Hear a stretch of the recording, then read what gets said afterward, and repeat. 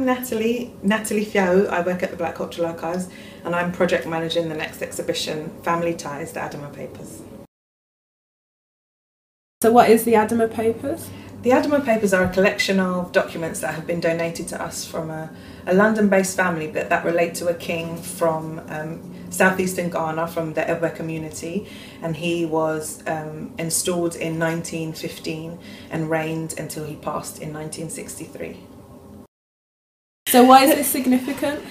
These papers are significant because generally things like this don't really exist. I mean, in terms of having hundreds of documents that give us a snapshot of what life was like in that particular region of the world, we're not generally paper keepers, so a lot of our stories are told orally, traditionally, and so having something physical that we can look at and read and touch is something that we don't have very much of here in the UK. Why is this important for us to be doing, or why should that be encouraged? In terms of the way that we've learned our stories, a lot of the time they're told through a lens that isn't our own. So maybe they're told from colonial documents, or they're told from academia, which is sometimes quite Eurocentric. And so what we have here are a series of documents that are written by the people that were actually living it in that particular part of the world, telling their own stories. And I think it's important for us to keep telling our own stories, because sometimes when someone else is giving your story from a second-hand perspective, you know, things like nuance and cultural insight are mixed, and it's really someone telling your story from the outside. And so for us here at the archives, it's really, really important for us to just keep telling our own stories in our own words, so that people know exactly what it is that we feel and what we've experienced and how we live.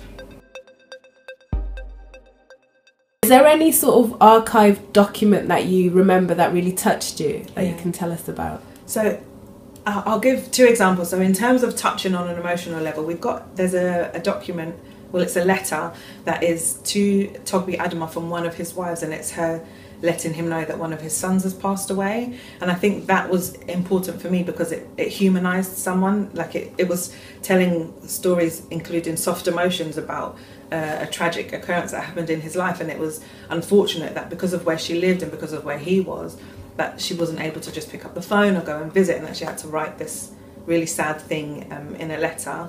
In terms of historical significance, so our two oldest documents are from the 1880s, and one of them is a letter to actually an opposing king to our king from the British government, and it's basically detailing the way that they bribed him in order to keep him involved and keep him on side, showing like what they bribed him with, just encouraging him to tell his people to be happy and well behaved still.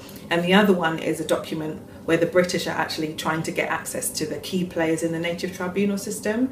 And the reason that those are significant is because they happened at the same time as the Berlin Conference, and so you can see the way the British are trying to make plans to kind of rule this region of the world, and it shows the things that they did in order to achieve that.